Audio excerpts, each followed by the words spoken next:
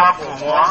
Sous l'égide du ministre de la Culture et de la Francophonie et celui du Tourisme et de l'Artisanat, et à l'initiative de l'honorable Nicolas Dietoa, fils de Zaïbo, un festival de masques dénommé Zombo a eu lieu du vendredi 16 au samedi 17 novembre 2007 au stade des Zombo, placé sous le parrainage de M. Nenebi, directeur général de l'hôtel président de Yamoussoukro, et sous la présidence du ministre Antoine Boun-Boabré.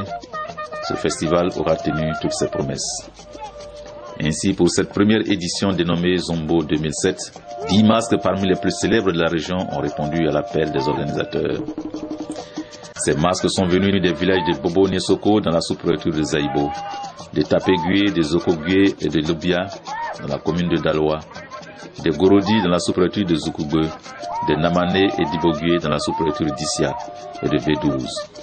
Pendant 2 jours, ces créatures d'outre-tombe, les glas ou les glais comme on les appelle ici, sont sortis de leur refuge sacré pour égayer le monde des vivants et communier avec les humains.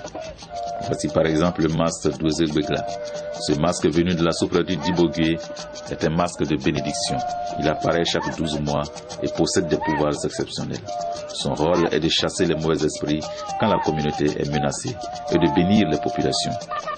Également, quand la situation est trouble et qu'une guerre fratricide oppose les fils de la région, Douzegbegla intervient pour séparer les belligérants et régler le contentieux. Sa décision est sans appel. Dans la panoplie des masques présents à ce festival, il y avait également des masques chanteurs. Ce sont des masques qui se produisent généralement à l'occasion des grandes cérémonies de réjouissance, des cérémonies d'initiation ou à l'occasion des funérailles.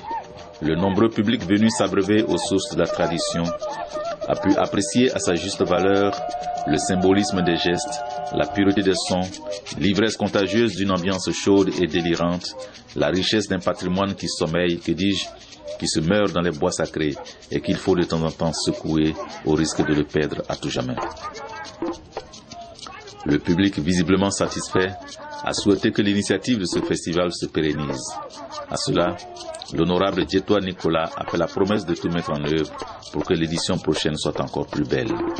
À présent, place au spectacle.